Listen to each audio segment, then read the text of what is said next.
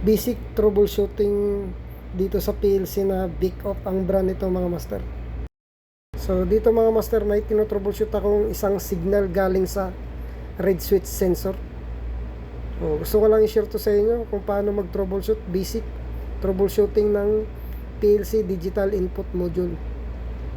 So ang issue pala nito ay gripper number 6 battle transfer not open. So kung makikita nyo sa alarm page nya ay napakaraming beses na huminto tong machine na to dahil dito sa gripper number 6 signal na to. Yung unang ginagawa namin dito mga master ay nag-check kami sa red switch sensor na to doon sa I/O module. So wala namang issue. Tapos sinubukan naming magpalit ng bagong cylinder. Ito ay bagong cylinder na to, pero ganun pa rin ang issue. So ginagawa namin dito mga master ay pinagpalit namin yung number 5, number 6 na red switch sensor. Pero ang issue ay ganun pa rin. So yung gripper number 6 pa rin. Pag i-check mo yung gripper number 6 na yun, yung signal ng sensor ay okay naman, naka-stable naman ang ilaw pag i-open mo yung gripper. So dito mga master ay nag-check out dito sa digital input na PLC. So dito pala nire-receive yung signal na galing sa gripper number 6 na yun. So ang ginagawa ko dito ay tinanggal ko tong signal na to mga master, yung gripper number 6, itong 9401 na to.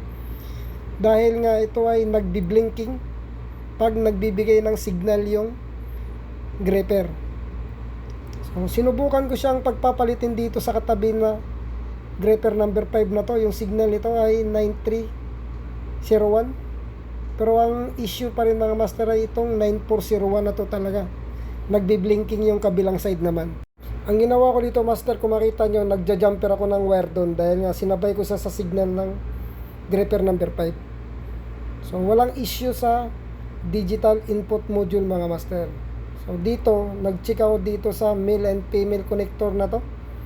So itong wire na to ay galing to sa I/O sensor actuator box. Yung tinitrace ko dito itong terminal 60 na to dahil nga ito ay 9401. So ito yung may problema. Itong signal na to na galing sa gripper number 6. Tapos dito mga master ay wala naman siyang problema. May continuity naman. Wala naman siyang lost contact. Ang pinaka problema mga master itong I/O sensor actuator box nito. So yung output nito galing dito sa loob ay nagbi-blinking papunta dun sa PLC. So ang problema, wala kaming pamalit nito. Kaya kung makita nyo yung wiring dun sa PLC ay nag-jumper ako. Kumuha ako ng signal sa gripper number 5. So nilagay ko dun sa gripper number 6 para lang makatakbo tong machine na to habang nag-order kami ng pesa nito mga master.